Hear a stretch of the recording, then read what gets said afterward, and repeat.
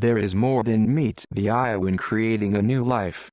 Both males and females have important and complex functions that come into play. However, after conception, the most magical development happens in the female body. The journey of conception begins on two separate roads that eventually become one.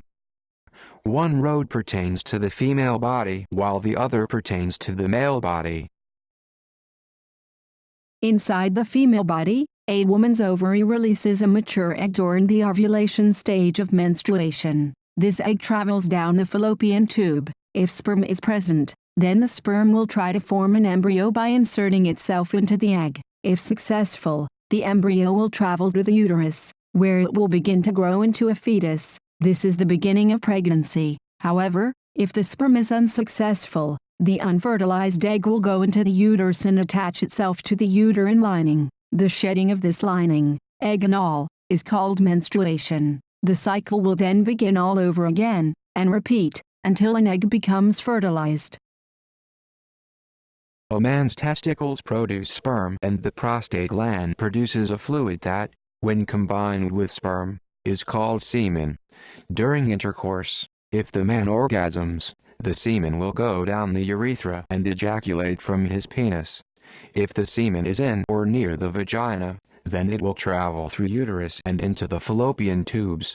Here, sperm will join the mature egg to make an embryo.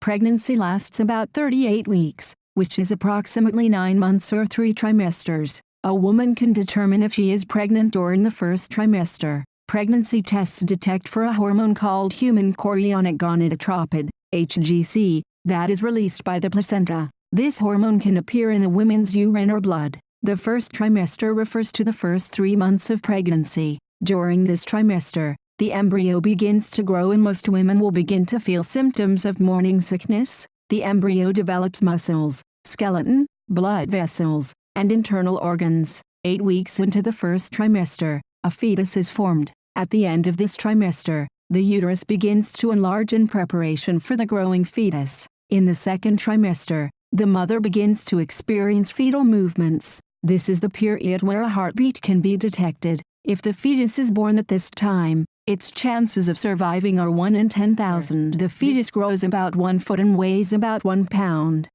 In the third trimester, the mother begins to experience more fatigue. It becomes difficult for her to walk, sit, and stand. The uterus puts pressure on the bladder, which causes frequent urination and pushes on the digestive organs, which causes indigestion, heartburn, and constipation. During the 7th month, the fetus doubles its weight and grows a couple inches more. If the fetus were to be born at this stage, it would have a good chance of survival if it receives specialized care. After the 7th month, fatty tissues begin to grow and by the 8th month, the baby will weigh around 4 pounds. During the 9th month, the fetus is covered in lanugo and vernix caseosa. Lanugo is the light hair that covers the fetus and vernix is the waxy substance that covers the fetus. A full-term baby on average weighs about 7.5 pounds and grows to be 20 inches long.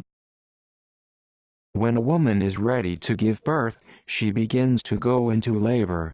There are 3 stages of labor. In the first stage, women begin to feel early contractions that happen 3 to 5 minutes apart and last 45 to 60 seconds. In this stage, the woman's water breaks, which refers to the breaking of the amniotic sac. In the second stage, the cervix becomes fully dilated and the fetus begins to move through the birth canal. In this stage, the mother feels a need to push. This could last from half an hour to an hour and a half. Towards the end of this stage, a doctor or midwife may notice crowning of the fetus head. The baby is delivered and they cut the umbilical cord. In the third stage, the placenta is delivered 10 to 12 minutes after childbirth.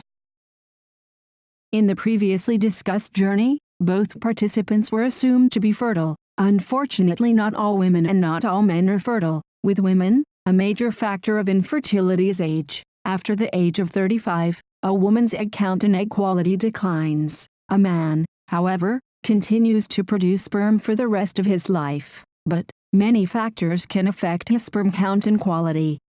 Infertility can be treated with medicine and, depending what is causing the infertility, surgery may also be an option. When these treatments don't work, couples can use assisted reproductive technology. This includes in vitro fertilization or intracytoplasmic sperm injection. The fertilization of these two processes done outside of a woman's body, and the fertilized egg is later placed into the woman's uterus. If these treatments for infertility fail, an alternative choice is adoption. There are many children who would be willing to get adopted to a loving home. As we can see, creating a new life is both wondrous and complicated. Despite this being a description of an average journey, there can be many variations to what was discussed and many setbacks that can force people to seek new options and alternatives. Regardless, the miracle of creating a new life is one thing that always remains.